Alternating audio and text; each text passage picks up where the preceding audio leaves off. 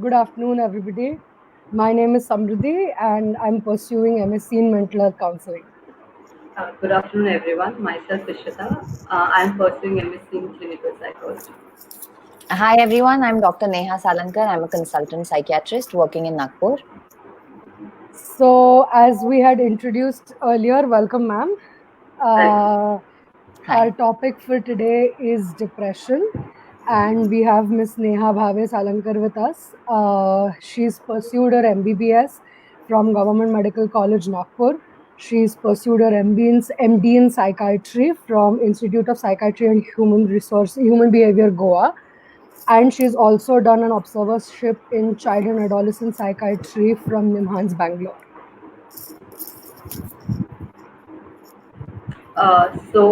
Now I'll go on and say why we chose this topic.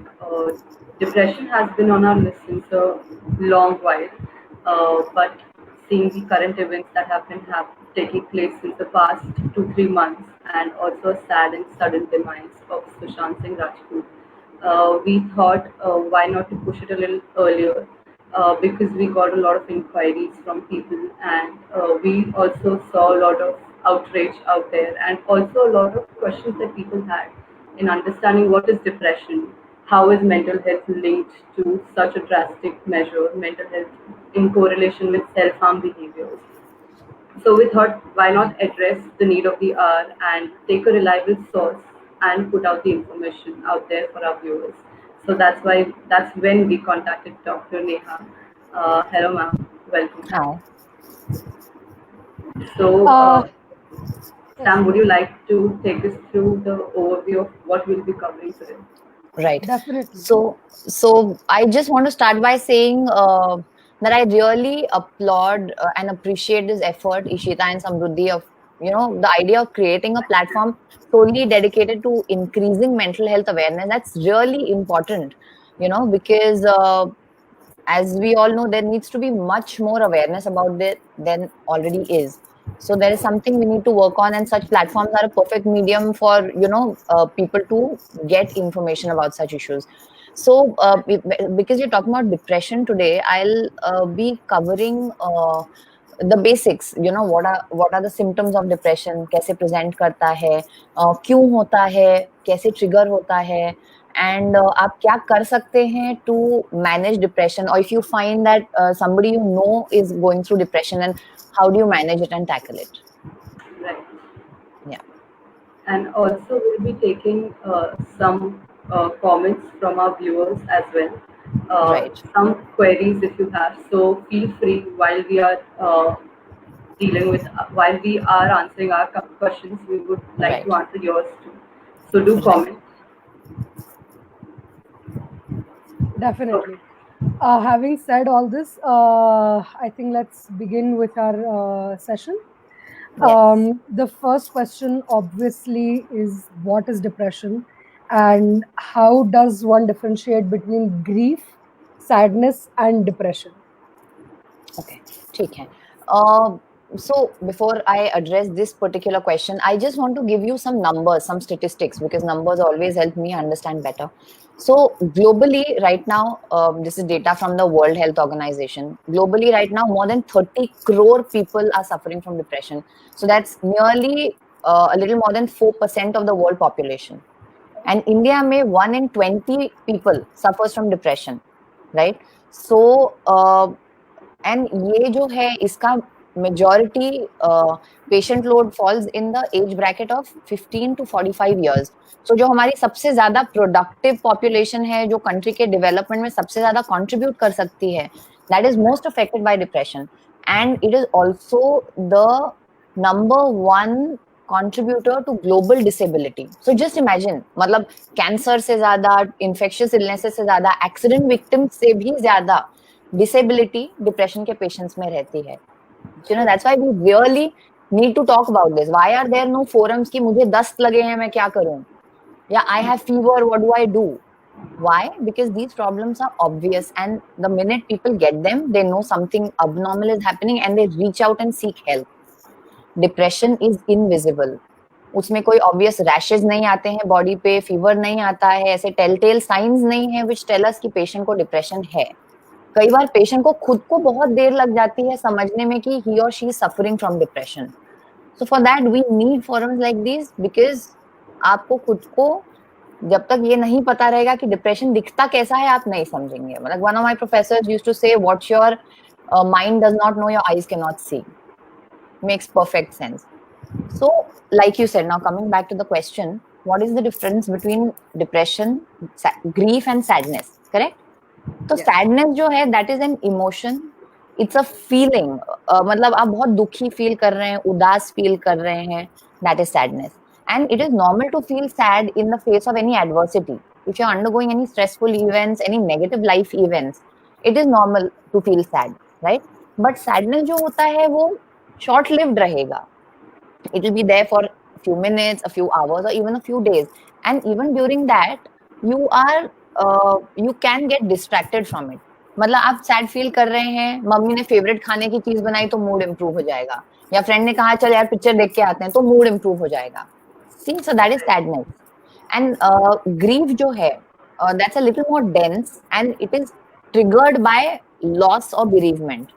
So अगर आपके family में कोई death है, some close person to you has passed away, parents, spouse, sibling, child, friends, so उसके कारण जो condition of sadness बनती है उसे ग्रीफ कहते हैं. बट ग्रीफ का टाइमलाइन अलग है. ग्रीफ डेफिनेटली bereavement के बाद स्टार्ट होगी. It is triggered by the loss and it will pass off in a few days or a few weeks depending on how badly you are impacted by that loss. ठीक है. Depression जो है वो एक clinical syndrome या clinical illness है and it presents with a lot of other symptoms than sadness. Sadness उसका hallmark symptom है. Low mood जो है, low mood, loss of energy and loss of interest. These are the three cardinal symptoms of depression. But इसके अलावा it presents with a host of other symptoms which I'll eventually explain. Right. Thank you. Thank you so much. That was very, very well explained and very easily broken down. Thank you so much. So we'll move on to our next question. Yeah. What are the symptoms of depression? Now that we have Right. understood what is depression, what are the symptoms? Yeah. Yeah. So like I said, there are three cardinal symptoms. So पहला है low mood. आप अगर depression के patient से पूछेंगे कि मन को कैसा लगता है, so the answer would invariably be अच्छा नहीं लगता, उदास लगता है, दुखी लगता है. That would be the answer. So ये low mood है and ये persistent है. When it happens continuously for at least 2 weeks or more, then we can consider it a part of depression. कम ज्यादा हो सकता है, sometimes it's more, sometimes it's less, but पूरा गायब नहीं होता, it's always there. उसके बाद आता है something that we call anhedonia, या फिर आपका इंटरेस्ट जो है, जो पहले आपको एक्टिविटीज अच्छी लगती थी लाइक योर हॉबीज और you know going out with friends और ईटिंग फेवरेट फूड्स, शॉपिंग, वो पूरा निकल जाता है. वो चीजें भी आपको करने में कोई एंथुजियाज्म नहीं रहता है. Then the third thing is extreme tiredness. मतलब it's a deep bone deep kind of a fatigue which is not explained by a drop in appetite or any other thing. I had a young patient, young girl who came to me जिसको कई साल से depression था, school के time से depression था. So उसने एक चीज बताई थी which really struck me कि उसका कहना था कि वो जब 6th-7th में थी ऑटो से घर आती थी, so उसने कहा कि मुझे ऑटो से उतरने के बाद पलट के ऑटो वाले अंकल को हाथ उठा के बाय बोलना भी एफर्टफुल लगता था. उस सिंपल सी एक्शन के लिए भी मेरे पास एनर्जी नहीं बचती थी. So that is the kind of tiredness a patient of depression would feel. Then इसके अलावा there will be other symptoms. आपका कॉन्फिडेंस ड्रॉप हो जाता है, सेल्फ एस्टीम ड्रॉप हो जाता है. कई बार पेशेंट्स को गिल्ट फीलिंग रहते हैं that I am not good enough, मेरे कारण दूसरे सफर कर रहे हैं, दूसरों को मेरे वजह से परेशानी उठानी पड़ रही है. Your concentration goes for a toss. Students typically they'll say कि पढ़ाई में कंसंट्रेट नहीं कर पा रहे हैं. At work people are not able to focus on their work, forgetful हो जाते हैं, मेमोरी इंपेयर हो जाती है.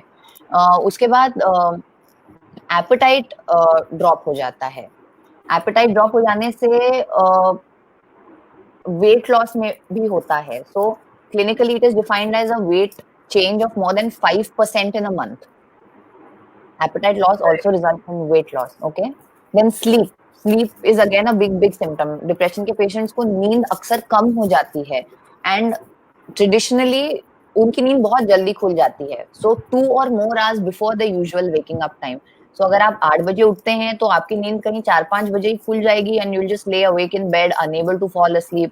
एंड ये जो आपके सारे सिम्टम्स होते हैं they are typically worst in the morning. तो जब आप सुबह उठे हैं तो पेशेंट को ऐसा लगता है कि हाउ डू आई मैनेज, आगे पूरा दिन पड़ा है और मैं कैसे कोप अप करूंगी, बेड में से उठने की इच्छा नहीं हो रही है। So it's worst in the morning and often it gets better जैसे जैसे दिन आगे बढ़ता है, राइट। तो ये इमोशनल सिम्टम्स हैं। उसके अलावा फिजिकल सिम्टम्स भी दिखते हैं। तो जैसे मैंने कहा, एक तो स्लीप एंड एपेटाइट है, देन सेक्सुअल ड्राइव कम हो जाती है, लिबिडो जिसको कहते हैं, सेक्स करने की इच्छा नहीं होना। फीमेल्स में मेंस्ट्रुअल प्रॉब्लम्स, मेंसेस डिले हो जाते हैं, इरेगुलर हो जाते हैं या आते ही नहीं है, these kind of problems। abdominal complaints रहते हैं, patients will complain of nausea, acidity, vomiting or bowel movement problems। so all these kind of symptoms can occur। traditionally patients of depression जो हैं वो they keep to themselves, ज्यादा घुलते मिलते नहीं है, communication poor हो जाता है। but sometimes these patients can also exhibit anger outbursts, बहुत चिड़चिड़ करना, बिना किसी रीजन के एक्ट आउट करना, inappropriately lash out कर देना। तो ये भी डिप्रेशन के सिम्टम्स में आता है। Ma'am, talking about weight, is it generally just weight loss or is there a possibility of weight gain also? there is a possibility of weight gain। commonly weight loss होता है, but there's something known as atypical depression जिसमें appetite बढ़ जाता है, weight gain हो जाता है, sleep बढ़ जाती है। so जिसको हम typical कहते हैं उसमें ये सब चीजें कम होती है, but atypical में it increases। Also, there are, so just to summarize, there are categories, that is physical, Yes. emotional. Yes. These two categories which show us symptoms of depression. Yes, yes, there are, yeah। And then there's also other ways in which we categorize depression। एक तो based on the severity होता है, mild है, moderate है, severe है, वो आपके clinical symptoms के intensity पे रहेगा। typical, atypical है जैसे मैंने अभी कहा। then another important entity you need to differentiate is unipolar and bipolar depression। unipolar depression जो है उसमें patient को केवल single या multiple episodes of depression ही रहेंगे, but bipolar disorder में patient can have episodes of depression or episodes of mania। so mania is a condition which is exactly the opposite of depression। it's a state of hyperactivity of the mind and the body। so patients who have both the episodes, they become categorized as bipolar and it's important to differentiate because उनका management बहुत अलग है। Definitely, since they're as you said, since they're polar opposites, their management will be very different. Right. How one handles mania versus how one handles depression. True. Right. Having spoken about that, since we've spoken about bipolar, what are the various types of depression? Okay, so types of depression, like I said, this is one kind of classification of depression, right? You have something called as recurrent depressive disorder, जिसमें बार बार episodes आते हैं, patient depressed होता है, ठीक होता है, patient remits. उसके बाद है something which we call as seasonal affective disorder. ये हमारे कंट्री में इतना नहीं होता, this is more common in western countries जहाँ पे डे लाइट सिग्निफिकेंटली कम हो जाता है विंटर के मंथ्स में। So with the onset of winter, a lot of patients go into depression। So this is known as the seasonal affective disorder। उसके बाद then there are certain forms of depression which are exclusive to females, जैसे कि post partum depression हो गया, PMDD, post PMDD मतलब menstrual dysphoric disorder, premenstrual dysphoric disorder, right? तो menopausal depression, ये जो हैं these are exclusive to females। Right. So our next question was on exactly that. And what is postpartum depression, menopausal depression, and premenstrual depressive disorder? Right. How do they affect a woman's life? Okay. So postnatal depression जो है, the name as the name suggests, postpartum depression PPD, delivery के बाद होने वाला depression, right? सो उसमें दो forms होते हैं, one is postpartum blues which is very common। it's a very mild form of the illness and it's very common। around half या 2/3 of the new moms में ये देखा जाता है and it remains for a few days or at the most a few weeks। तो the female will exhibit your traditional symptoms of depression। उसके अलावा बहुत एंशियस फील करना, ओवरवेल्म फील करना, मेजर स्लीप चेंजेस रहना. So these occur in postpartum blues. But postpartum depression जो है, that is a more severe condition. Again, it's a clinical syndrome and it occurs in about 3 to 5% of the new moms. And अक्सर जो first time moms होती हैं उनमें ज़्यादा common होता है. So it is thought to be triggered by the sudden fluctuations in hormone which occur in the body. जो female sex hormone है, estrogen, progesterone, LH, FSH, इनके sudden fluctuations के कारण ये trigger होता है. And also there's a lot of psychological background to it because you can be overwhelmed by the huge responsibility that has suddenly been laid on you. And it's very overwhelming being tied to a little baby and being completely responsible for the care of that little baby, and there's no break, there's no respite from it. Your sleep has gone for a toss. आप हर आधे एक घंटे में उठ रहे हैं, baby को feed करने के लिए उठ रहे हैं. Your body is going through a lot of hormonal changes. So such females are going to exhibit symptoms of depression that I spoke about earlier. And also a very important feature of this depression is repetitive obsessive thoughts about causing harm to the baby. So the mother, in severe cases, the mother might get thoughts of, ending the baby's life or harming herself. And it is accompanied by a tremendous amount of guilt. Because, traditionally a mother is supposed to be happy and in a good state of mind and have instant love and affection for the baby. So for females who don't connect and don't develop that bond or get thoughts of harming their baby, they suffer from a tremendous amount of guilt. And unfortunately in our healthcare system, a lot of cases go undetected. So uske liye we advise a regular screening, especially to the obstetricians who are involved in the care of a new mother, या फिर pediatricians who frequently encounter new moms. They need to screen new mothers to look for any signs of depression, because a lot of times these cases go undetected.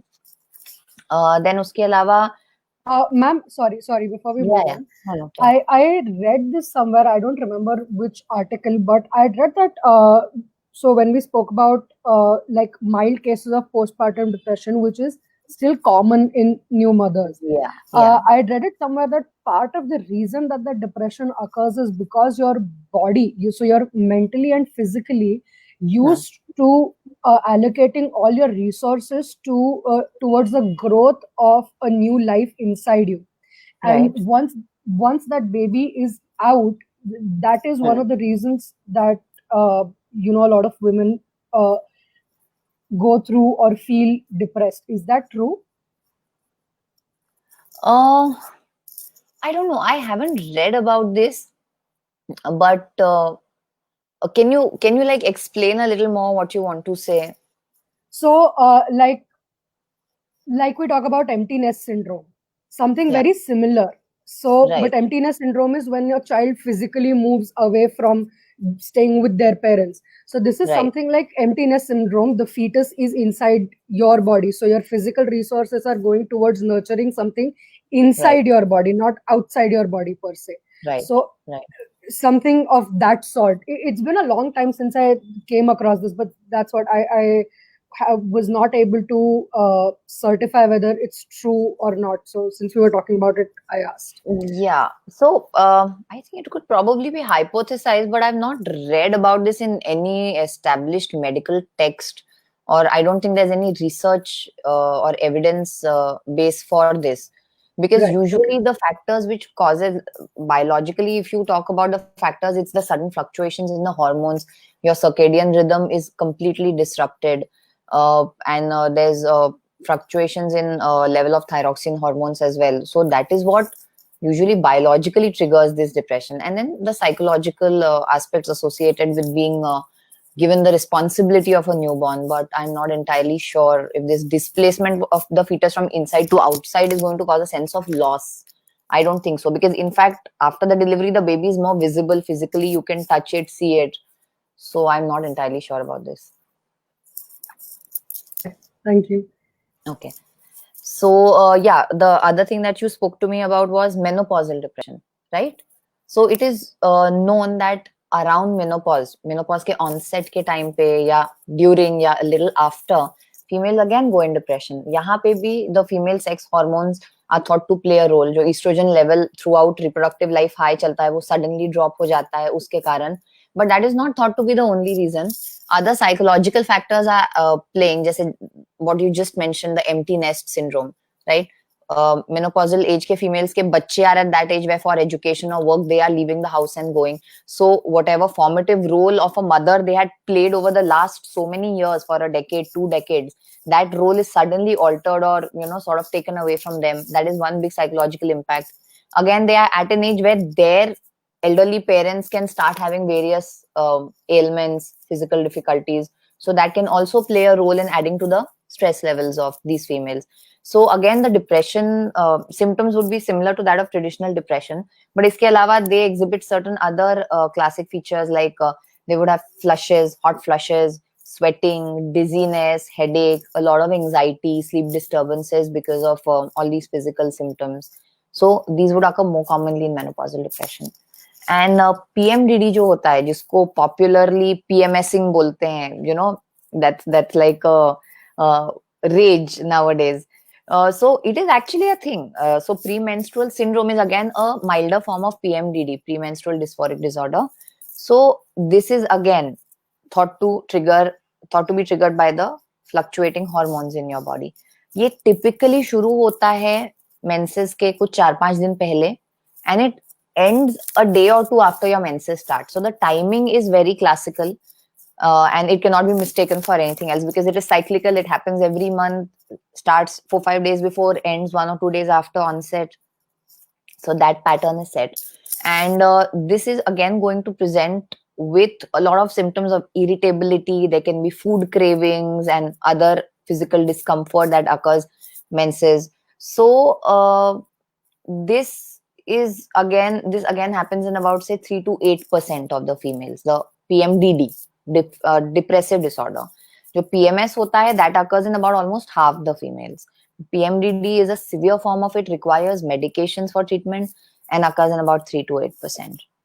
So these are the different types of depression that are exclusive to a female. And because of this, there can be a big impact on the life of a female. So if you consider a patient of PMDD, ek to she's menstruating for say 3, 4, 5 days every month.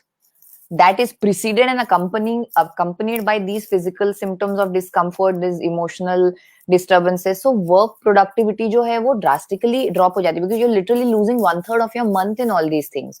So for students who are studying or for females at work, it's a big impact on their productivity. And a lot of people don't realize the biological nature of this. So often the females are labeled, that, oh, she's doing this to get out of work, or, she's lazy, or she's just making excuses. So wo bhi ek ho jata hai. Then postnatal depression jo hai, uske ramifications are very different. It can have a big impact on the child, right? Mother has her problems with the depression. There is a real risk of harm to the mother herself and the baby. But the child also has a lot of risk. See, the mother is suffering from postpartum depression for a long time, say a course of few months. So the child can start developing problems like emotional problems, behavior issues. The child gets very cranky, very clingy, difficult to soothe. There can be problems with intellectual development later on in the child's life. We have an entity called the deprivation syndrome. वैसा हो सकता है बच्चे में. Then the child itself can get prone to developing anxiety and depression later in his or her own life, क्योंकि जो attachment patterns develop होते हैं पहले 6 से 12 महीने के life में, वो disrupt हो जाते हैं. So postpartum depression also has ramifications for the child later on. Ma'am, again, I think we're focusing too much on one question, but I still have one doubt. Yeah. So regarding this, I've had certain conversations with mom and grandmom. So there's also this thing कि ये सब हमारे time पे भी होता था. We gave birth to probably more kids than you are in today's generation. However, Right. we still stroll through our life without either exhibiting any of these problems or needing help, or we got through it. Why do you now suddenly that have labels for everything? Why is that though? Is that because of evolution or? See, a couple of things could be कि पहले the social support system was different. A lot of us a lot of our parents or us, even we grew up where we had better social support in the house. There were grandparents to look after the child, or there was more domestic help to look after the child. So the newborn mother was probably not burdened with as much of childcare as now she is, living in a nuclear family with only the husband, wife, and the child, right? I think more women have started working now. So then they have this dual thing in their mind that they have to manage work and then they have to manage the child as well. So that is a dual stress. And in general, I think the stress levels of today's life are more than what they were 30 years back, 40 years back, 50 years back. So those are the things which could which could cause a higher incidence. And another thing could just be undiagnosed PPD. People suffered from it, but they never spoke up about it, because traditionally a mother is not supposed to have any negative feelings towards the child. She's supposed to be happy. She's supposed to be grateful that God has given her this gift of a baby, and she's supposed to be Mother India and take care of it. So वो guilt बहुत रहता था कि मुझे ये feelings क्यों नहीं आ रहे, मैं क्यों नहीं manage कर पाया. They would often not talk about. Even now, people don't talk about it. I mean, when I would discuss with my friends about the difficulties I faced after giving birth, and they're like, oh, to mujhe bhi hota tha, but I just thought it's a part and parcel of the process. So I think that is a big reason that it went undiagnosed before, but now there's just more awareness about it. Right. Thank you so much. Before we move forward, I would like to remind our viewers that if there are any questions regarding depression or anything that you want to ask, any queries, please feel free to drop them in the comments and we will address them. All right, moving on to the next question. Now, when we spoke about these things that are more prone in females as opposed to males, and we understood that hormones are, I think, one of the predominant reasons why there's a fluctuation in the mood. What are the causes of depression overall? Like, what are the general causes of depression? Right. So causes of depression, we start with genetic causes, right? There's some difference in different people's genes. तो हमारे body में जो chemicals होते हैं वो जिस तरह process होते हैं is determined by your jeans.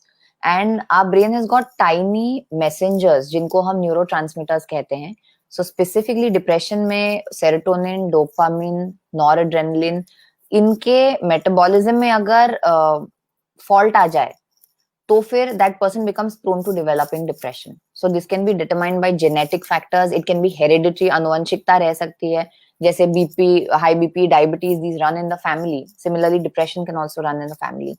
Then your early environment. So what we just spoke of right now, कि how illness in the mother can cause development of illness in a child later in life. So early maternal deprivation, either because of death of the mother, separation from the mother, या illness in the mother. Then parenting style, जो parents कुछ लोगों के parents अगर बहुत neglectful हैं, they are not addressing the needs of the child, there's no affection going out to the child, और parents बहुत ही overbearing है, बहुत overprotective हैं, जहाँ पे they are not letting the child develop skills required for coping with stress later. ये दोनों ही type के parenting styles में बच्चों को आगे problem हो सकता है. If the child has suffered from abuse early in life, it can be physical abuse, it can be sexual abuse, then later they are prone to developing depression. फिर personality factors होते हैं, सबका nature अलग होता है, सबकी personality अलग होती है. तो जिन लोगों में emotionally unstable personality traits होते हैं, जिनकी personality बहुत anxious होती है, या जिनकी personality थोड़ी depressive होती है, जिनका baseline mood ही बहुत low चलता है as a part of their nature, they are prone to depressive breakdowns. Then one thing that we spoke of was hormonal fluctuations, the sex hormones, thyroid hormones, steroid hormones in your body. इनके fluctuations से persistently high या persistently low हैं, इनसे depression हो सकता है. So these are the various causes of depression. मतलब these are the reasons which can predispose a person to develop depression later in life. So can we say some people are genetically predisposed for depression than others? Yes, definitely. People are predisposed. There's this one question that from the viewer that caught my eye. I'll just read out the question to you. Yeah. If the emotional bonding between mother and child between 6 to 12 months is disrupted, and the child in later life has issues bonding with opposite sex, what is the next wise step that you would suggest? Right. So ये जो 6 to 12 months का period होता है, that is crucial for forming attachments, because उसके उससे छोटे जो बच्चे होते हैं ना, they are easily shifted from one caregiver to another. But ये जो एज ब्रैकेट होता है, वहां पे the child is developing attachment, and during that phase अगर the mother is absent physically, emotionally, then that, like the question goes, can have problems later in life.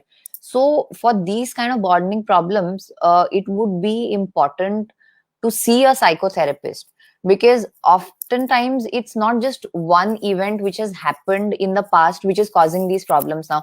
You that person has likely developed a behavior pattern over a period of time wahan jahan pe they are not effectively able to form relationships. Either they become too clingy, or they become too avoidant, or they become too possessive and protective. So it develops into a behavior pattern which can then cause later problems in life, you know. So then their partners are not happy because the person either constantly keeps pushing them away or just doesn't give them enough space. So what then needs to be changed is your pervasive behavior pattern, and that would require some detailed information to go into. So then in that case, it would be wise to consult a psychologist or a counselor, wherein you could receive treatment individually, or if you're married or even not married, you can receive a couples counseling kind of a thing, wherein your partner is also counseled on how to handle certain quirks that you have. Also, one more doubt. I'm so Yeah. sorry.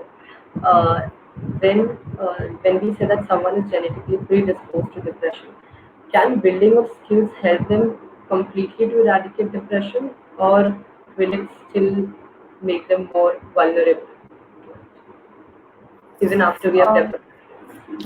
yeah. So that's a good question. So yes, some people can be predisposed to depression, but I think having a good skill set in place can help them prevent episodes of major depression later in life, right? Because we see, like I said, it can be hereditary. So if uh, a mother has 3 children, it is not necessary that all of them will develop depression. Maybe just one of them will, the other two won't. So then in that case, what protects the other two?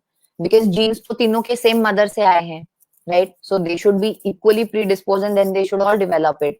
So there are some protective factors which are happening outside. You know, we call this the gene environment interaction model. You know, so some things are determined by your genetics, some things are determined by your environment, and then you can build up your skill set, like how you manage your stress levels, or how you distract yourself, or what kind of a support system you've built around yourself, which can effectively help you in preventing a full scale breakdown. Right. I think we'll just take, there are 2 more questions from the viewers. We'll take them before we move forward. One of the questions is it possible to get into depression and get out of it without anyone noticing? Yeah, absolutely. See, if your episode is mild, it's not very severe, so it can be possible. You know, you will know that you are having a problem. Others might not even come to know about it, and then depression tends to not persist very long. It can last for a few days, a few weeks, or even a few months, but then it will remit by itself. So it does happen that you get depression, you suffer from it for a while, and then you remit spontaneously without any treatment or without any help. So yeah, it can be possible.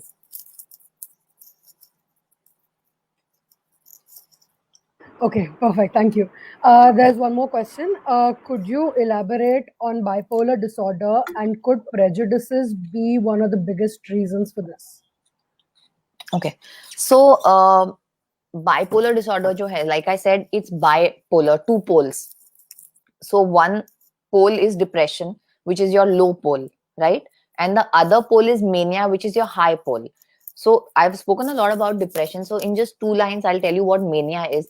Mania is a state of hyperactivity of your mind. So you have racing thoughts, you are restless, you are unable to sit still. Your mind is thinking of big things. We call it grandiosity. I know the prime minister, I have lakhs and crores of rupees. You seem over ambitious. I'll set up an industry and I'll become the top fashion model of the country, and I'll become the next prime minister of the country. You are overspending. You go to the market and you hand out money to people, or you buy things much more than necessary. you can get very aggressive, you can get very violent, you lose sleep, you just sleep 1.5 hours and you still feel fresh the next day morning, your energy levels are at an all-time high, your social judgment becomes impaired, so you don't always follow the social courtesies and limitations that are required. So this would be a manic episode, and it is very obvious. It is much more obvious than a depressive episode. Patient of depression can go undetected for months, but a manic patient will be apparent within a few days or a few weeks. And even if you have a single episode of mania, your diagnosis switches from depression to bipolar disorder. कई बार bipolar disorder के patients don't even have depressive episode, they just keep having episodes of mania, right? So that is bipolar disorder. It has two poles, so a person can have either mania or depression in no specific order. And bipolar disorder is more biological, more neurological in nature than unipolar depression, right? A patient who comes to us with bipolar depression can never be treated with only counseling. The person will require medications, will require mood stabilizers more specifically. So जो prejudices की हम बात कर रहे हैं, psychological triggers are there. अगर आप adverse environment में रह रहे हैं, by prejudices I'm assuming you mean adverse environment around you. So if you're living in an adverse environment, your episode can get triggered. Whether it's an episode of mania or depression, nobody can predict. Okay, so prejudices or adverse environments can trigger episodes, but they will not cause bipolar disorder. You should be genetically predisposed to develop bipolarity. Only then adverse environments can trigger it. Unipolar में ऐसा नहीं है. Unipolar इसमें जरूरी नहीं है कि आपको जेनेटिक प्रीडिस्पोजिशन हो, but if you have some really major life event happening, you know, you have developed cancer, you suddenly know that you got only 4 months to live, it's a very painful condition, it is but natural, or it is expected that the patient will go into a phase of depression for at least a while. There need not be a genetic predisposition, but bipolar mein aisa nahi hai. You need to be genetically predisposed in order to develop bipolarity. We are getting few more, but we'll answer them later. You can keep sending us the questions, not a problem. The next question that we have is, what are the risk factors or triggers for depression? Right. Yeah. So far we've been speaking about causes, but triggers जो हैं, जब depression का episode onset होता है तो उसके थोड़ा पहले there is often some adverse life event जो कि एपिसोड को किक स्टार्ट करता है. सो जनरली ना दो टाइप के होते हैं events. One is a loss event and one is a threat event. So अगर आप लॉस इवेंट फेस कर रहे हैं तो डिप्रेशन डेवलप होने के चांसेस ज्यादा हैं. थ्रेट इवेंट में एंजाइटी के चांसेस ज्यादा होते हैं. So loss events matlab, like I said before, there's a death in the family, or you've been given some big a very serious illness ka diagnosis, either you or your close person, you've lost your job, you're unable to provide for yourself or your family financially. These are the loss events which are typically known to trigger these kind of situations. Then कुछ situations होते हैं जिसमें हम entrapped feel करते हैं, humiliated feel करते हैं. Right now, like Ishita, you spoke about Sushant Singh Rajput before. Now what is doing rounds on the media is that he was facing a lot of problem with his work community, and he was being shunned, and he was feeling, you know, humiliated in the whole process. So this does happen, you know. This is also a very common thing in adolescents, जो high schoolers होते हैं या college going students होते हैं, जो bullying हम कहते हैं ना, पीयर प्रेशर, बुलिंग के जो विक्टिम्स होते हैं, उनमें डिप्रेशन डेवलप हो सकता है. Even at your work place, if you feel you are being humiliated, you are being made to feel inadequate repeatedly, उसमें भी डिप्रेशन डेवलप हो सकता है. And then like we said, hormonal fluctuations can also be triggers. Yeah, and also maybe the personality formulation. So like if some people are not that outspoken, or they might just feel triggered very easily. So maybe that can also be a risk factor. Yeah. Thank you. Thank you, ma'am. Moving on to the next question. Which age group is specifically prone per se to, you know, for depression? And I think a more pressing question, can depression be present in children? Okay, so like I said एकदम in the beginning कि जो हमारा सबसे most productive age group होता है of the country, between say 15 to 45 years of age. That is the most commonly hit age group, but the onset is somewhere usually in early 20s. Young adults, early 20s या late teens, इनमें onset रहता है. And yes, children can be affected. In fact, literature has it that children as young as 3 years, 4 years have also been diagnosed with depression. पर उनमें थोड़ा अलग तरीके से प्रेजेंट करता है. जो हम डिप्रेशन के सिम्टम्स की अभी तक बात कर रहे थे, they are your classical symptom जो अडल्ट प्रेजेंट करेंगे. जो बच्चे होते हैं उनमें अलग प्रेजेंटेशन होता है. दे generally come out with behavior problems. They become suddenly very irritable, very angry, lashing out, crying. They can become very clingy to the caregivers.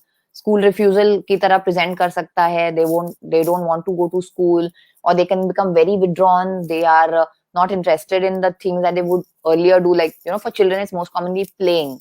तो playing उनका कम हो जाता है. Food refusal आ जाता है. So small children generally present with these kind of symptoms more.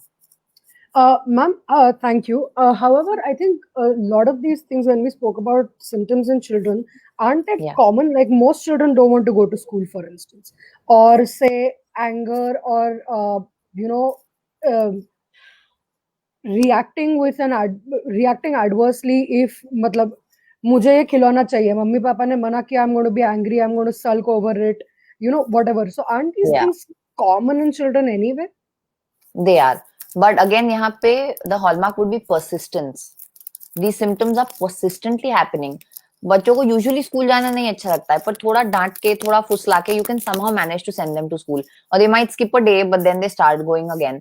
यहाँ पे persistent मतलब we've had children who have not attended school 4 months, 5 months straight. They just refuse to go. They just refuse to go. And if parents try to force them, then they'll be like temper tantrums, crying, vomiting, throwing up, those kind of things. So it's very persistent, and it's definitely more severe than the normal variant of it. Even the behavior problems, they are persistent and more severe in nature.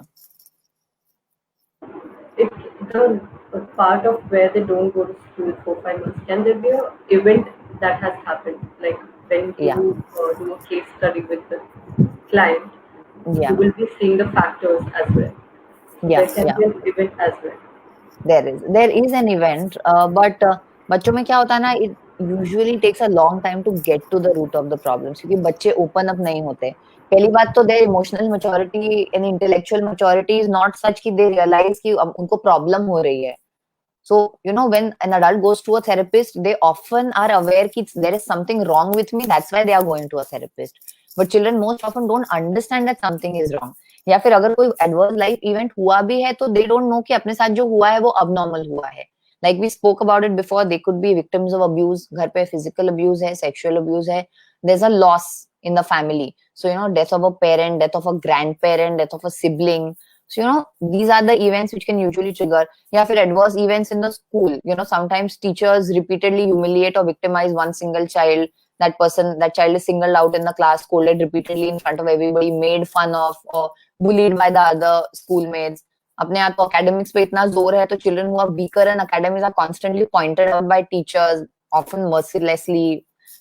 So these things are triggers, and if you patiently explore and dig and do multiple sessions with the child, you will get to the root of this. But it's not very apparent in the first or even the second session. You need to have multiple sittings with the child. Right. Like pertaining to your answer, there's also one question related to the adult population. One viewer has asked how one can decide if he or she needs clinical help with something like depression. Like how one should analyze themselves in order to seek help for depression. So how will they know that this is depression or I need to go? Also, self-diagnosis. Over here, an aspect can be taken. Self-diagnosis. How do we do that? Okay, right. So, एक तो first, like I said, a person has to be aware of the symptoms. So whatever symptoms I spoke about, you need to know if you're suffering from any of these symptoms. Second is persistence. Like I said, it has to be there for at least a minimum of 2 weeks or more. And it can vary in intensity. It can be more, it can be less, but it will be there. It will be there. Third, if you can identify an obvious trigger कि ये incident हुआ और इसके बाद ये शुरू हुआ, then most likely your problems have been triggered. And fourth, very importantly, you are unable to cope. We call it malfunctioning.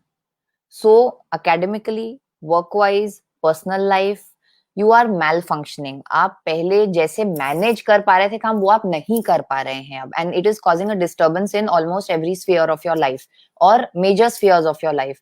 Then yes, you probably have a problem which will need help from a therapist.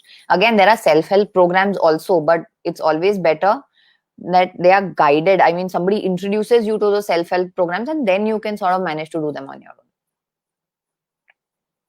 Thank you so much. Yeah. Moving on to the next question. Why is the rate of depression higher in women than in men? Right.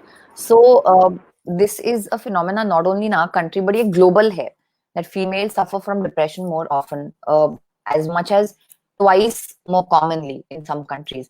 तो इसके भी बहुत reasons हैं.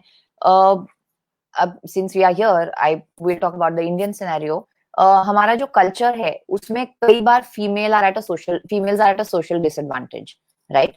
They are given lesser opportunities for education. उनको work wise career opportunities कम दी जाती हैं. फाइनेंशियल इंडिपेंडेंस उनको नहीं होता है. They are often dependent on their brothers और फादर्स और husbands, the male member of the house. So all these things add to your mental stress. When you're not financially independent, when you know that your future is tied down to somebody, you're sort of at somebody's mercy, that sort of adds to your tension. Then females are more often victims of abuse. It can be domestic abuse. It's not an outright physical sexual abuse either. It could just be a low grade emotional kind of an abuse, domestic abuse that a female suffers at home that slowly erodes at her confidence and self esteem. It could be in your face physical abuse, sexual abuse, because physically we are the weaker gender as compared to males. So females are at a higher risk of being victims of abuse. Then if you are a working female, then you are expected to multitask much more so than a man who's also working. So you're supposed to look after the work, then you're supposed to look after the house, you're supposed to look after the kids. So multitasking also is a significant drain on your mental resources, adds to your stress levels.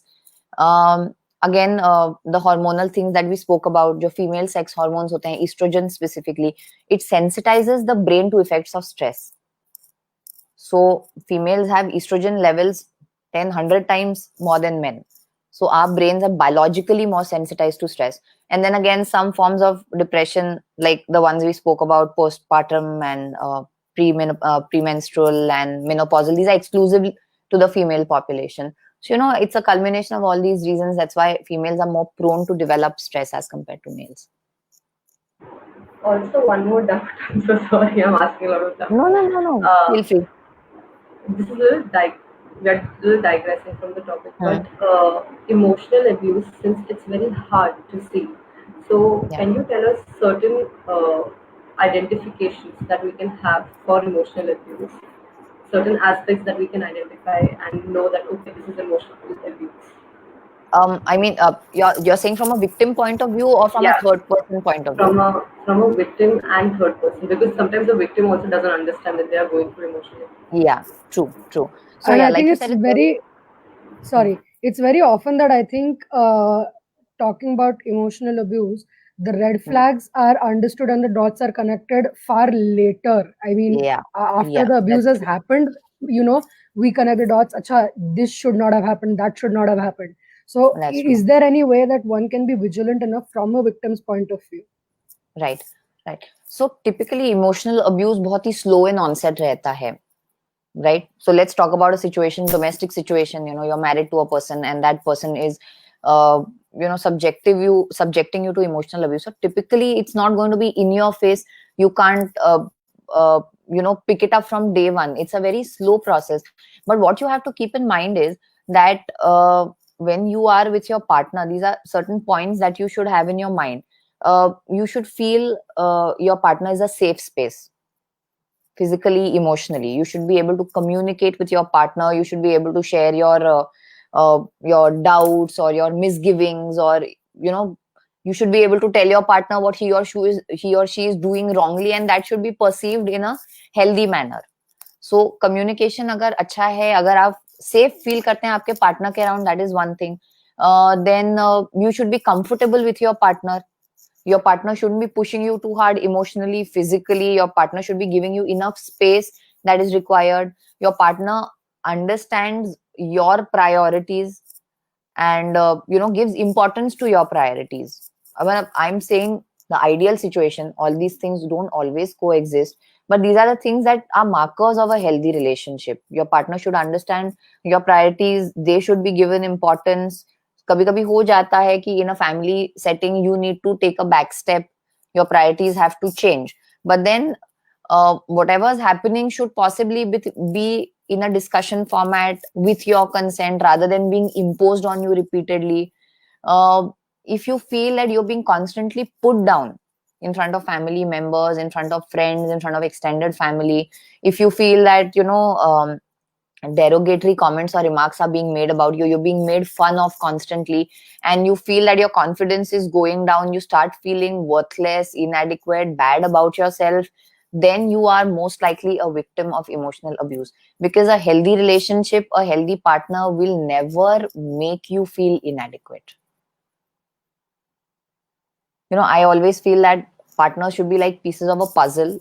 You don't have something which the other person has, or the other person doesn't have something that you have, and it should fit together. You don't have to be identical squares, but you can be like pieces of puzzle that are fitting together. You should be comfortable enough accommodating the other person's quirks, and you should not be made to feel useless or worthless or inadequate for whatever deficiencies that you have.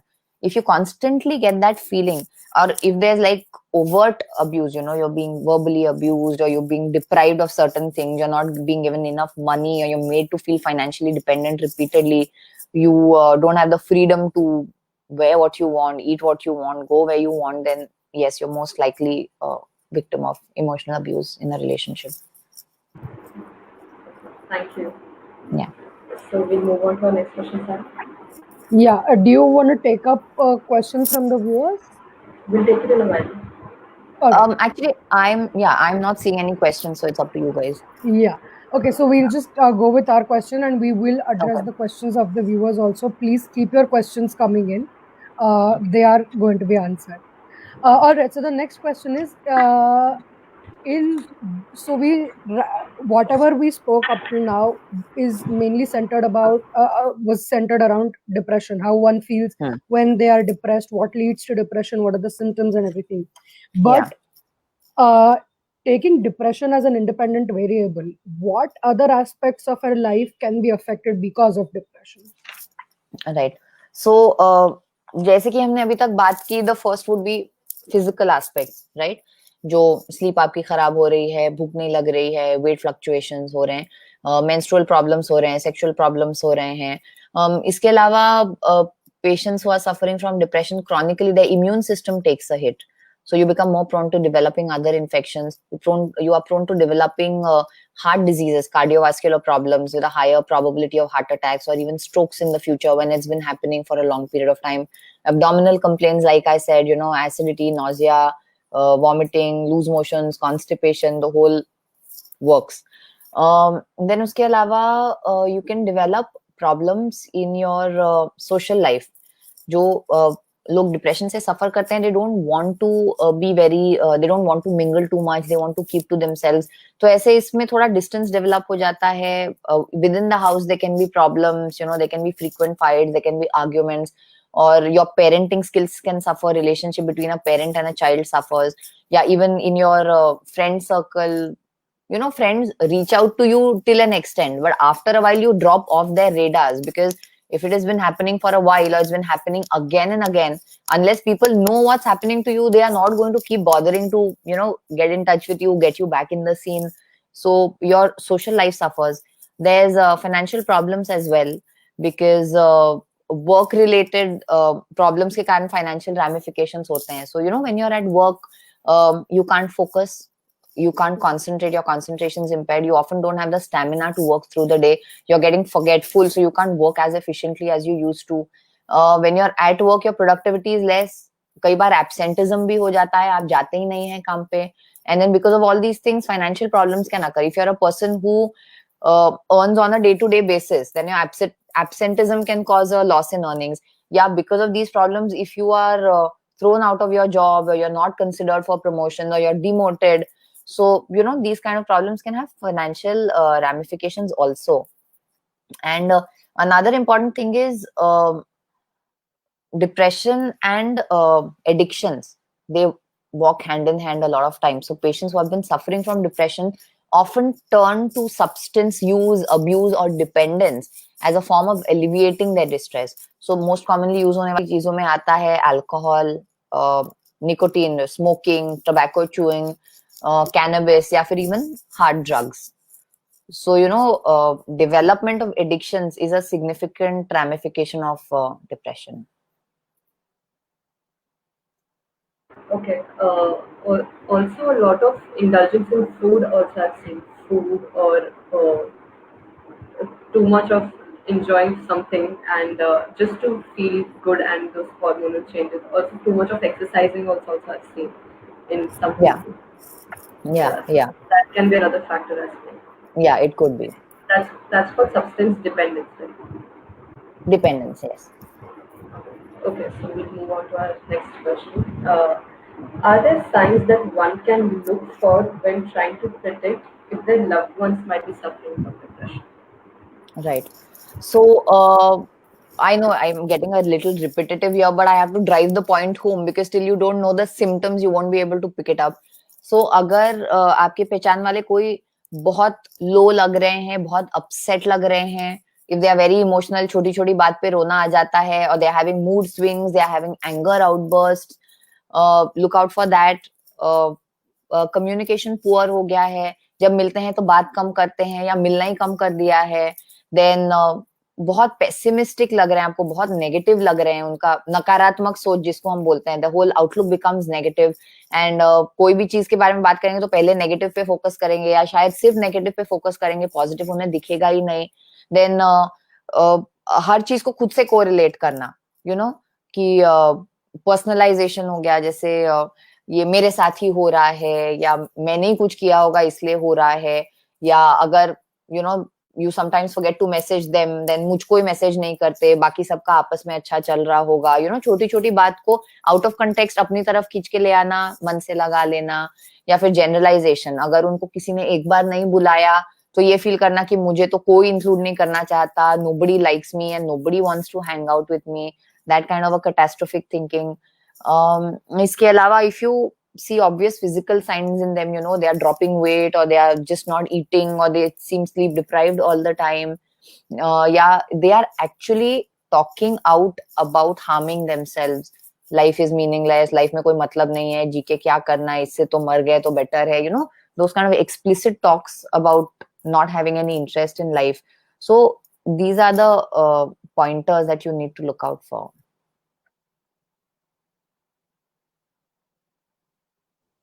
Sorry. Very well. Thank you. Thank you for that. Moving on to our next question. It's a slightly lengthy question, so I'm going to try and speak as slowly as possible. Okay. Can depression be prevented? If yes, how? And if the stage of prevention has passed, then what are the available treatments with the current medical advancements to be able to cure or help with curing depression? Okay, ठीक है. So we'll take that part by part. So can depression be prevented, right? So like Ishita, you had asked a question, can you develop necessary skills required to avoid depressive episodes entirely? So when we are talking about avoidance strategies for depression, we usually focus on one is your physiological parameters, right? What we tell people is develop habits that are going to help you preserve your physiological parameters. So sleep hygiene, maintain your sleep hygiene. Everyone requires an average of 6 to 7 hours of sleep every day. Be regular with your sleep time, ensure that you're getting good sleep.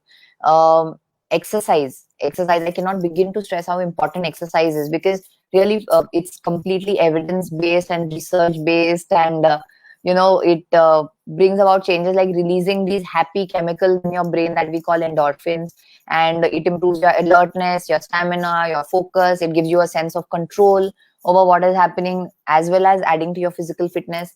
Then you have to take care of your diet. ये बहुत घिसा पिटा sound करेगा, but actually having a nutritious, जो mummy लोग बोलते हैं ना, having a nutritious meal, having it on time, that is important. Because क्या होता है ना कि everybody's busy nowadays, and then we skip meals, we get late for them, and then we eat whatever we lay our hands on, energy bars and wafers and chocolates.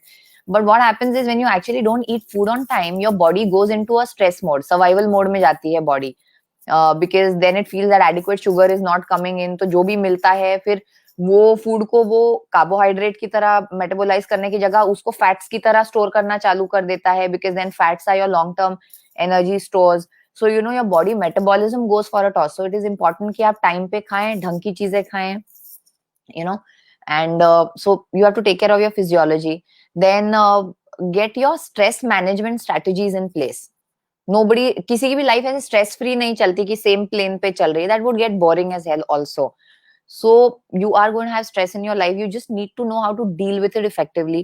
So जो कुछ common strategies है which are one size fits all, that is meditation. We are from India, so this is like literally the birthplace of yoga and meditation. So do it. These programs are so easily available. I mean, there's a yoga abhyasi mandal in every state and city, and you've got online tutorials, beautiful Shilpa Shetty teaching you how to do yoga. So do that, meditate. You've got a lot of apps on phones these days, apps like Headspace, 10% Happier, Calm. ये ऐसे कुछ कुछ नाम वाले apps हैं which they give you step by step guided meditation. So they literally teach you how to meditate. So वो कीजिए. Breathing exercises, deep breathing, this works well as a routine practice. This works well in situations of stress also. Then so these are the things that you need to do to sort of improve your stress management skills. And iske alawa then we advise recreation. Everybody's so busy, students are busy, they have exams, work wise you have deadlines, but don't forget yourself time to rest and have some recreation, because your mind needs to rewind and reset.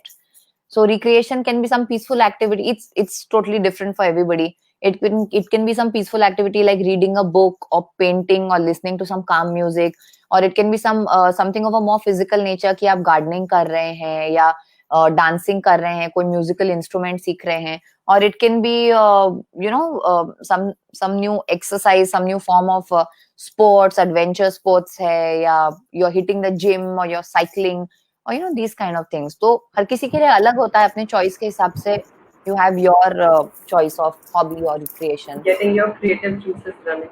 Yes, absolutely. That's a big helper and counter of stress.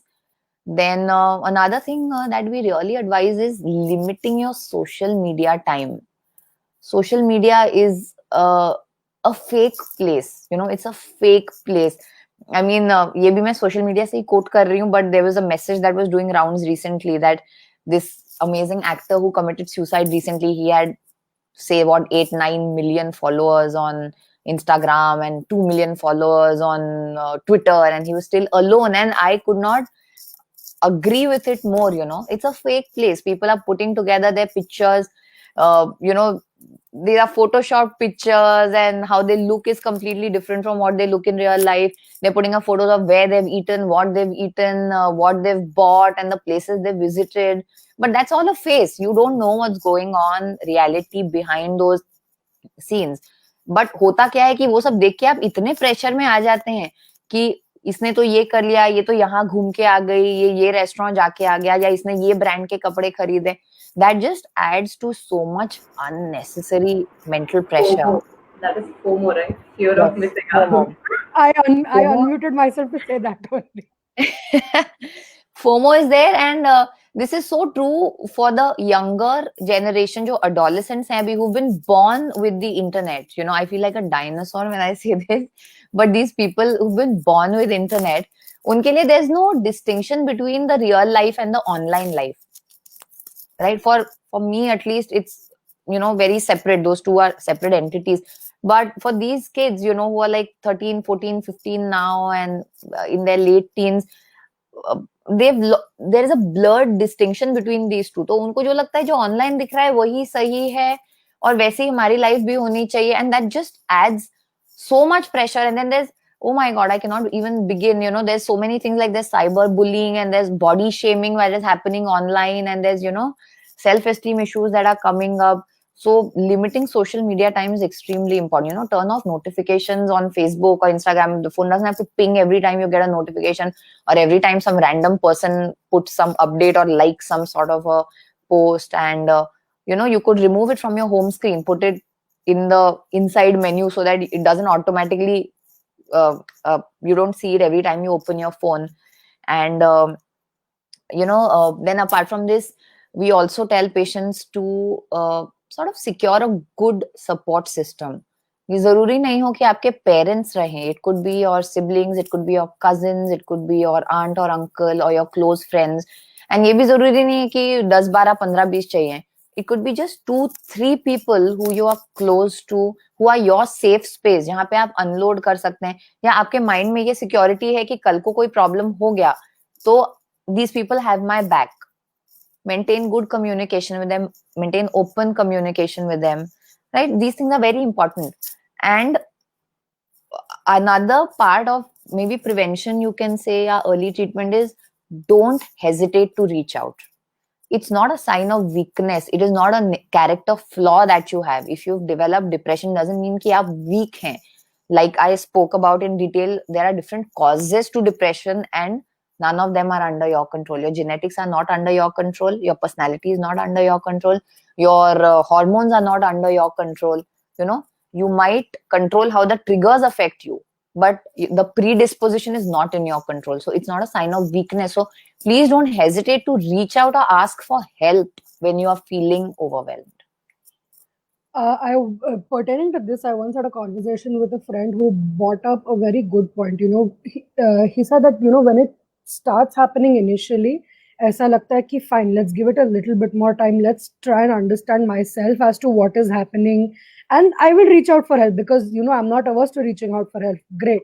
And then in the blink of an eye, 4 months have passed, and the question you have is, अब इतना time हो गया, अब बोल के क्या करूं? 4 months I've already gone through this alone. Now what do I do? Now there are so many things ki, you know, start beginning from the very start itself is going to take so much time. So I would rather just keep it to myself. Right. Yeah, that's true. होता है कई बार, but the first part जहाँ पे detect हम खुद ही नहीं कर पाए. I mean, I'm a psychiatrist. My father's a psychiatrist. My sister's a psychologist. I had postpartum depression, and I did not understand for 2 months that I have postpartum depression. So if somebody like me can't pick it up, you know, what chance does a normal lay person stand of picking it up really? But the important part is कि जब भी आप pick up कर रहे हो, you know, it is an illness, so you need to seek treatment for it. आपको fever develop हो गया, आपने पहले 3 दिन किसी को नहीं बताया, फीवर बढ़ते जा रहा है, तो you're not going to think यार अब 3 दिन नहीं बताया, अब बता के क्या करूंगा. फीवर है, बढ़ रहा है या कांस्टेंट भी है, तो you need to seek treatment for it, right? So this works the same way. At whatever stage you decide to reach out for help, what is important is you are reaching out. Nobody is going to judge you कि no doctor is going to scold you कि 4 महीने क्या कर रहे थे घर पे बैठ के, क्यों नहीं आए ट्रीटमेंट लेने के लिए. But it is important that you take it at that point of time, because you never know when it is going to zoop go up.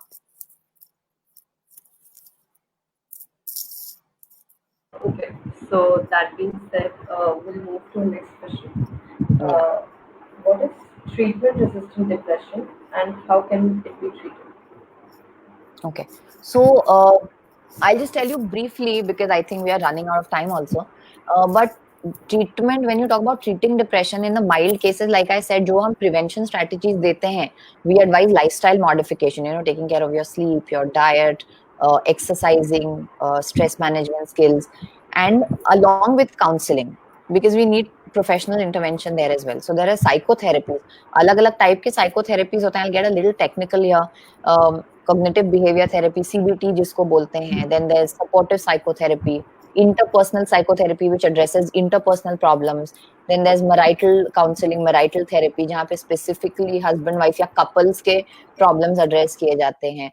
So these are the different therapies that we advise. And if the illness falls in the moderate to severe range, then we jump in with medications plus counseling. So medications, antidepressant हैं, there's different types of antidepressants, the details of which I won't go into. but then basically moderate to severe range में आप आ गए, then you need antidepressants coupled with medications like anti-anxiety या mood stabilizer या others to augment whatever sister symptoms your depression might be having.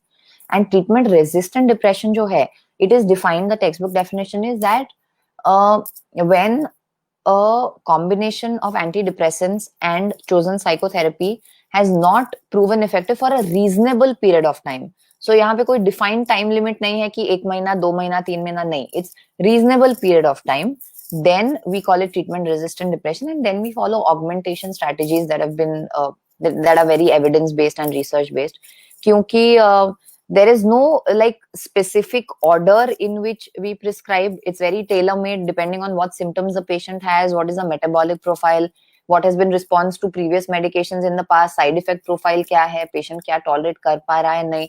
So it's a very very tailor made approach. So then becomes difficult to generalize.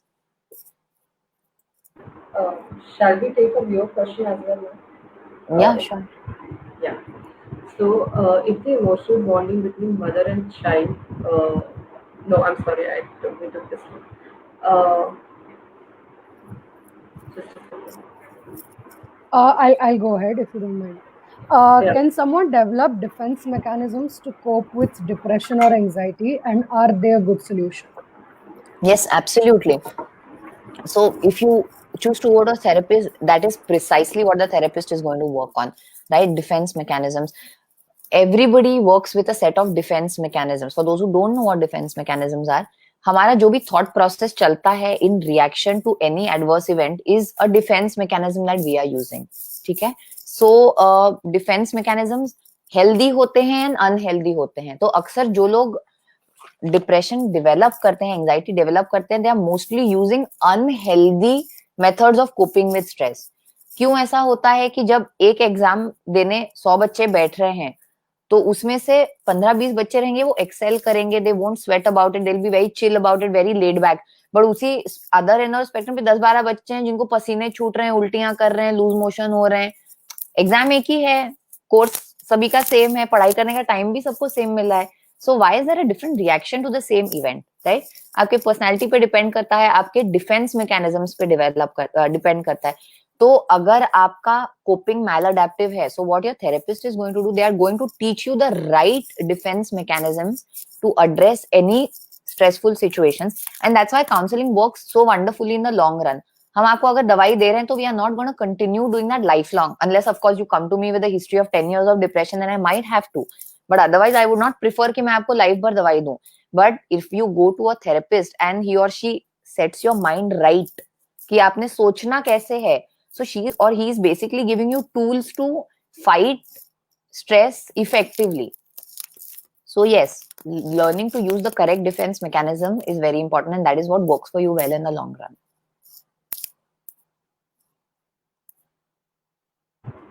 Right. Thank you. Another question, Ishita. Okay.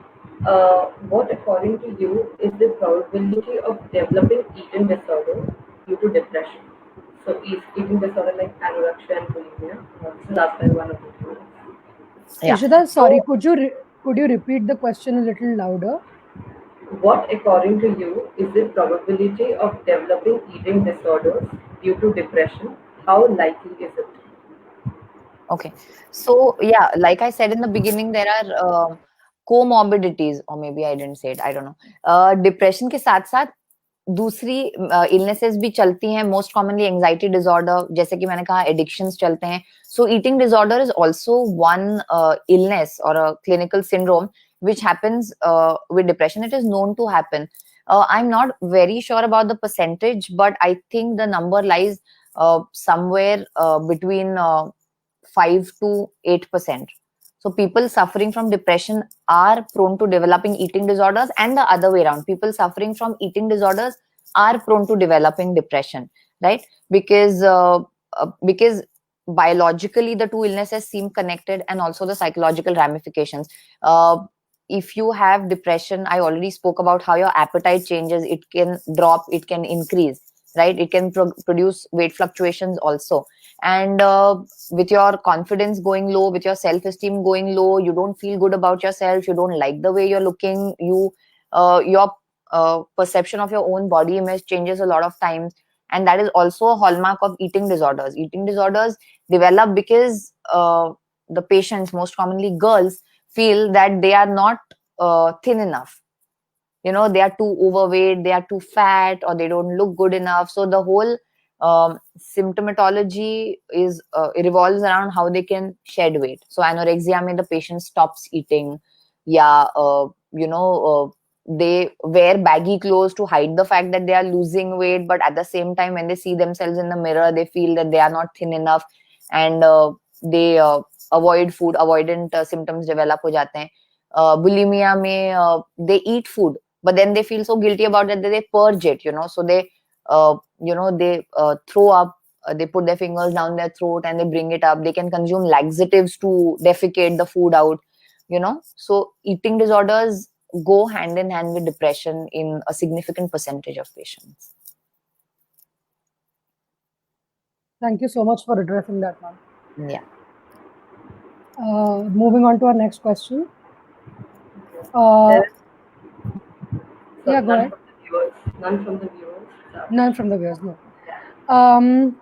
So the next question is, can depression be completely cured, or can the symptoms just be reduced? So this depends on a lot of factors. For how long the depression has been there. If it's a short duration of symptoms, less than a month, 2 months, 3 months, then with a reasonable antidepressant duration, it goes away and never comes back, right? So we also look at other factors, whether there's any genetic predisposition, whether there's a family history of the person having depression or anxiety disorders in the family, if the person has any other comorbid illnesses, what are the personality factors that are in play. So it's an interplay of a lot of factors. But to answer it briefly, yes, with the correct treatment it can be made to completely go away also.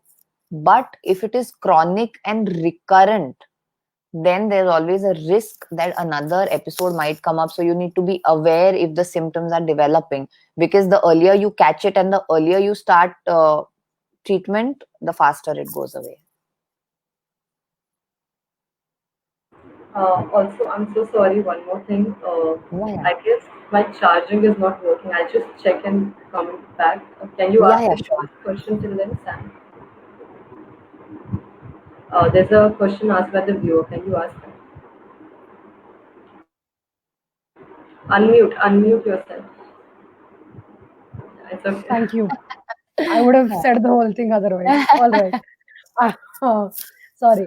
All right. We have a question from the viewers. The question reads, can an individual with depression read a book like a self-help book on CBT, cognitive behavioral therapy, and help themselves for long term? Yes, they can. There's a lot of self-help programs that are available, like I said, which specifically address the defense mechanisms that are coming into play, which sort of guide you to correct your faulty thinking patterns, that guide you on how to handle stressful situations. And if the symptoms are not too severe, then these books or these online programs are also sufficient for you to come out of these things and keep following it in a regular manner so that it doesn't recur again. So yes. Okay, so we'll move to our last question for the day. What is the correlation between depression and suicidal ideation? Right. So depression is one of the common causes of suicide, right?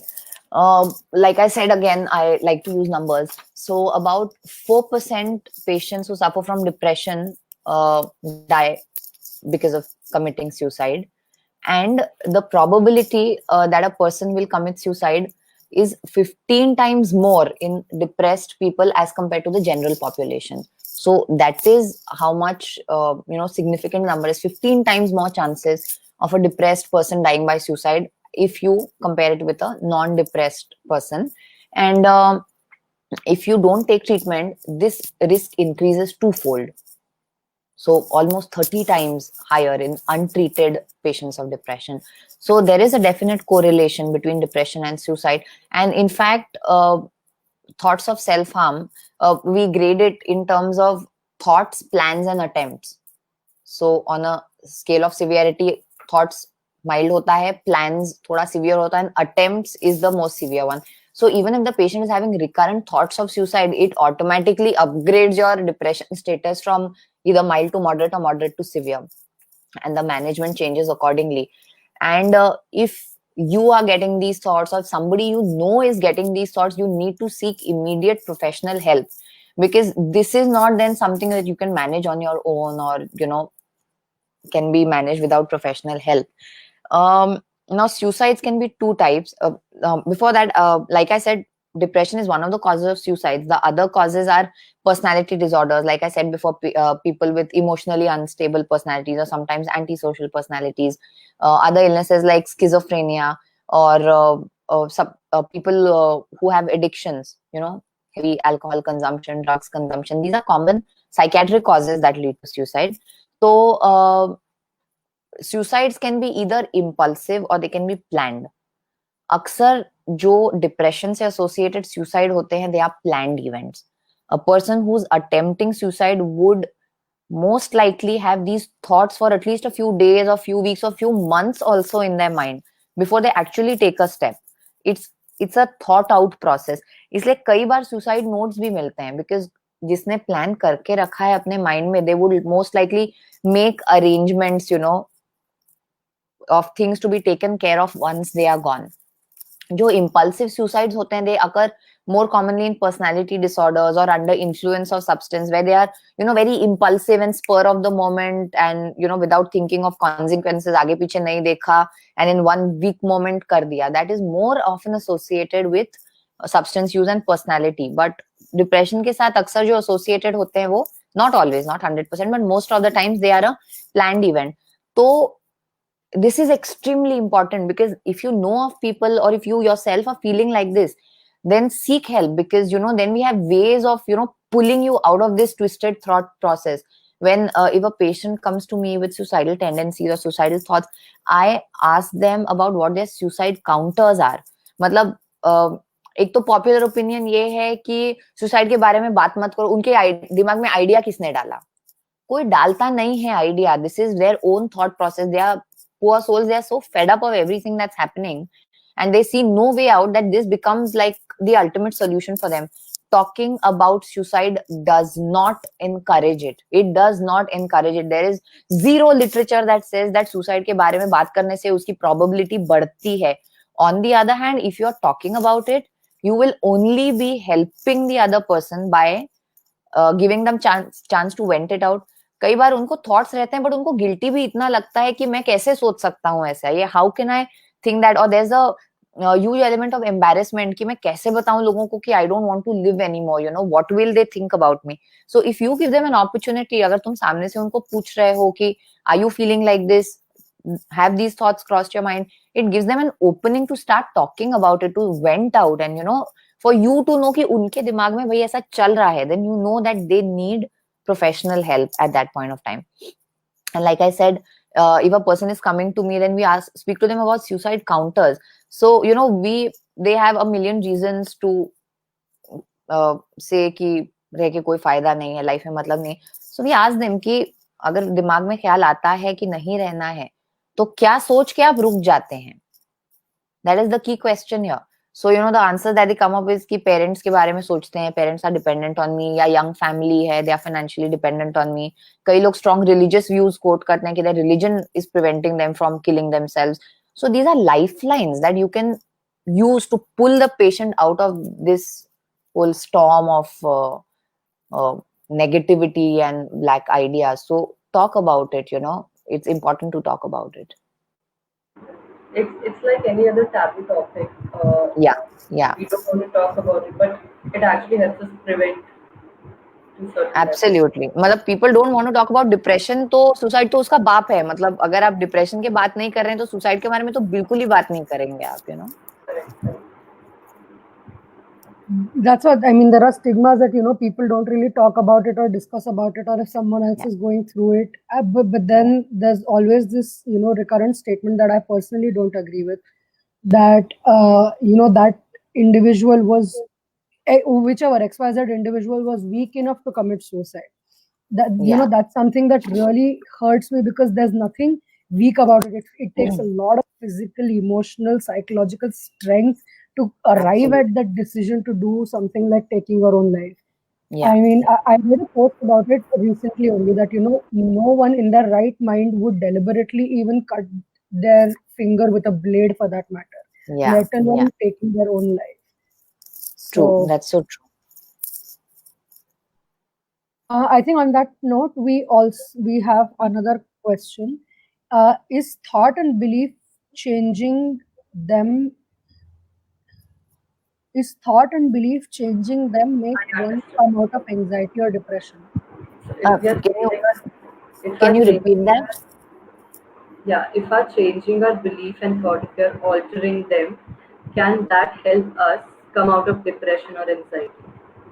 Changing thought and belief helping you come out of Yes, yes. depression. Your thought patterns. Yes, yes, yes. Again, like I said, counseling mein, this is precisely what is done. Uh, your emotions or your mood is a byproduct of your thought process, right? When negative thoughts are going on in your mind, that is what gives rise to negative emotions or negative moods. Okay? So, if you are able to change your thought process, then the mood associated with it significantly changes. Suppose if you're at work and your boss gives you an odd look, अगर आपके दिमाग में ये thought आ गया कि boss मुझे oddly देख रहा है because he is not happy with me, so that will lead to a negative emotion of anxiety, of fear, of feeling low, of irritability. But if the thought comes in your mind ki maybe the boss is tired and maybe he's too overwhelmed, so just imagine what a shift in emotion that would be. You would not necessarily develop anxiety, fear, irritability, because आपके दिमाग में जो thought आ रहा है वो completely different है. The emotions attached with it will change completely. So if you're more in control of your thoughts and if you have the skills to change your thought process, then it will bring about a vast change in the emotions that you're experiencing. Thank you so much. So I guess we are done with our set. We are done with also answering the questions from the viewers. Thank Correct. Okay. you so much, ma'am. Thank you so much, ma'am, definitely for Can being I just here. can I just bring up this question that I think had come on your page? I think you had a query or two on your page also, right? The Something about, Instagram poll. Yes, yeah, yes, yeah, yes. I'm going to try and access that question. Just give me a minute. yeah, yeah. I think one of them was about how to be a good listener. Okay. I did read them, but unfortunately, they're not in my Yeah. memory the way Okay. they should be. Um, all right. So, one of the questions was, please share some pointers on how to really listen and talk to someone who is distressed. Right, right. So I think that's a very important question because uh, unless you are a good listener, samne wala is not going to open up to you, right? So there are some points that you can keep in mind. I've been using this word safe space. I've been using this term because that is very important. So if the person feels like you're a safe space, then they're more likely to open up to you. So be non-judgmental.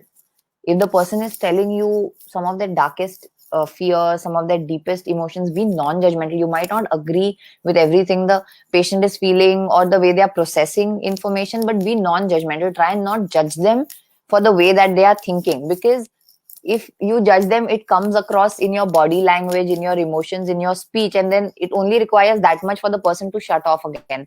So be non-judgmental. Try and be empathic.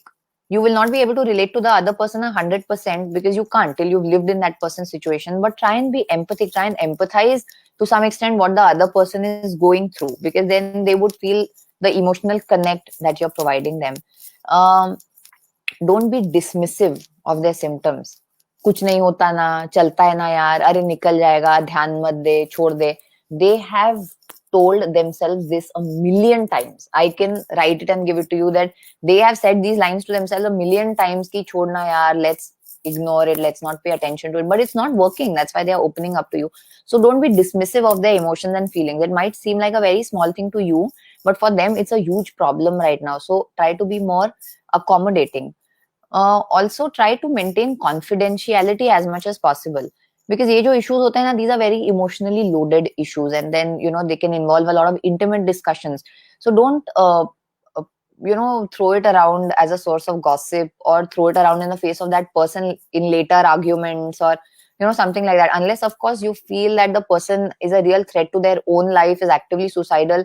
Then you would probably need to rope in like a parent or take them to a professional. But then as far as possible, try to maintain the confidentiality of the conversation also, because that would give the person enough courage to open up to you again if required. So I think these things are very important that you need to keep in mind. And it's okay if you don't have an answer for all of their problems. It's okay. I mean, sometimes just a ear to listen to, just a shoulder to give support is enough. I mean, you guys would know that venting out is a major part of therapy. Like so many patients feel अभी बोल दिया आता बोल रहा था मोकड़ा वाटता, अभी बोलने के बाद ही अच्छा लग रहा है, आधा प्रॉब्लम फिनिश हो गया. So venting out is an important part of this whole process. So it's okay if you don't have the solutions to their problems, but just hear them out. And sometimes I think when an individual is venting, they need not even be looking for a solution. As you said, I think that sometimes just looking for someone to have an open ear, that's all. भड़ास निकालना जिसको भड़ास निकालना, correct. Pertaining to therapy, the same individual has asked one more question. How do you convince a loved one to take up therapy in order to help themselves?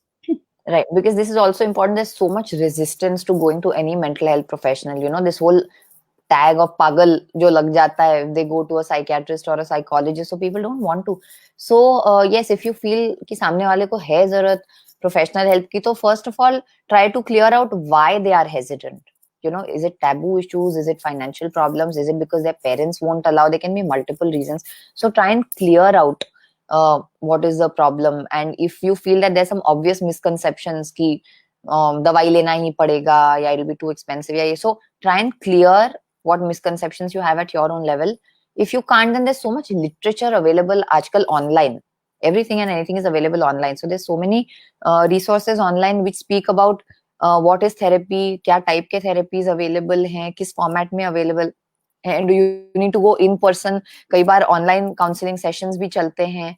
So then you explore the literature online, pick up a module that is a good fit for you. Sometimes patients have confidentiality issues. They don't want to walk into the clinic or be seen walking into the clinic of a psychologist or a psychiatrist. So, then this whole sitting at home and doing online session thing works really well for you. So do these things, if you need to convince somebody. And I always feel the best thing is ki you can always go and do a preliminary session with a psychologist. Nobody's going to initiate or push you into therapy right away. You can just go do one session, talk it out, get a feel of how the therapist is. Sometimes you just click. So many clients, they say that, this therapist worked for me. I clicked with the therapist. So if you're feeling that connection and you like what the person is saying or the way she's interacting with you, he or she, then, that automatically enables an easy flow of exchange of information. Ma'am, a while ago you mentioned, sorry, just one question. A while ago you mentioned how, basically confidentiality is important, but then if you feel that a situation is crucial enough, this was when I think we were speaking about suicidal tendencies. Yes. So like an onlooker can directly consult a psychologist or a psychiatrist. My question is, not